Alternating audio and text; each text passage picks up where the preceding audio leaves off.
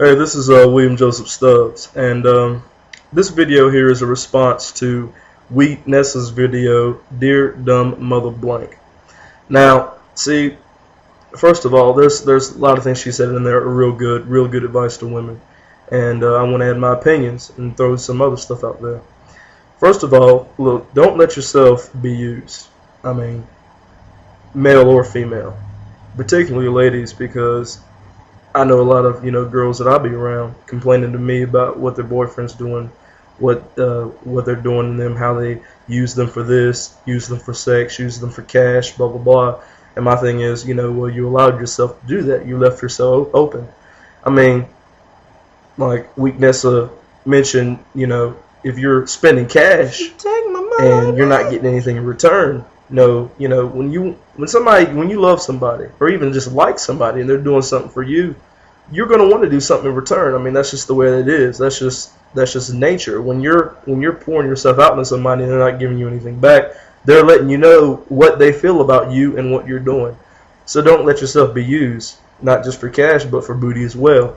I mean, there's some dudes where you can just tell that they're all about the booty. Oh, God. Don't go for that. I mean, just don't let yourself be used in that manner. Now, as far as a dude putting his hands on you, no, don't tolerate that at all. I mean, if he hits you, if your man hits you, then he just proved that he's not a real man. But he loves me. So, you being a real woman or a real lady, I'm sure you want a real man, so don't tolerate that at all. I mean, some dudes can trick you. Some dudes let you think that they're a gentleman and then bust out in the crazy. Surprise! When they bust out in that crazy bounce. But some people, they let you know from the get-go what they're about, that thug mentality. They let you know. Look, babe, you about to give me some pussy. I ain't no wussy put the bend over to touch you. You better believe that you're going to give me head or I'll beat you down to your big tongue leg. And when they let you know, turn around and go. I mean, that's plain and simple. Another thing, people, I say people, but particularly girls, they, complain about they don't want to be alone. Well, it's okay to be alone. It's all right to be alone until you get the chance to, be with that right person. Don't rush into a relationship. That's going to be a mistake. See, I'm alone right now, and I don't have a problem with that.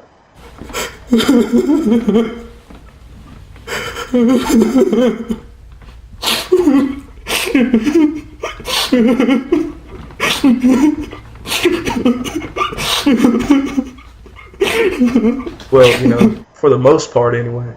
But my thing is, the more relationships you're in, the more makeups and breakups you're in, it's harmful to you in the long run. One, because the more relationships you're in, the more people you have to compare to the person you're currently in a relationship in. And that's not fair to them at all, to be compared with somebody, because we all have flaws and we're all not perfect.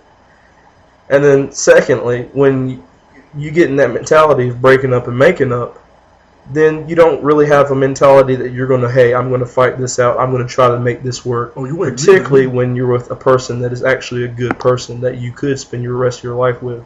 That's why the divorce rate is so high. Now, my dad here recently had to have surgery. He's never been to the hospital in his life from birth, and he tore his ligament and had to go to the emergency room. Now I'm saying this for this. This is what a wife is to me. A wife is an investment for when you get older, because really when you're young, you really don't need a wife. I mean, sure, you can sleep around, use all these women and stuff like that, but a wife is your investment, because when you get older, you're going to want somebody. My dad's 54 years old. He just got out of the hospital a few days ago. And who was there with him? My mom. Now, he has 4 boys. I'm the oldest of 4 sons. And we visited him, me, my brother Christian Ray, my brother James Michael, we visited him multiple times.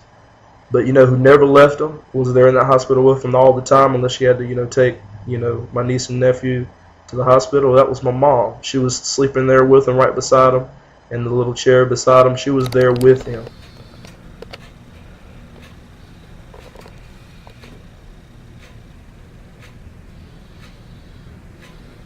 And it's hard to be alone, and it's hard to be by yourself when you're older.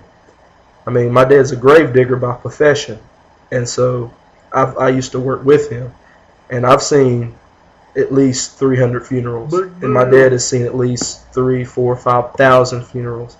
And we noticed that, you know, you get an older couple, when their mate dies, they usually are not too far behind, because it's hard to be alone when you're older. And that's why you want somebody that you can trust to be with you. Like, you know, my mom, man, she really stepped up to her plate. I have mad respect for my mom, but I also have mad respect for my dad for realizing, you know, hey, my wife is an investment. She comes first, you know, for better or worse, sickness and health, because, you know, his leg was messed up. I mean, he's on crutches now, but, you know, my mom is really doing the thing, and that's what marriage is all about. But that's all I'm going to say right now. But anyway, that's my opinion. And as always, check out my main page, WJ Stubbs. And until my next blog, peace. Just one little boo in the meatloaf. What? You eat boo in your meatloaf? That's what I'm saying. Just a little bit more malleable.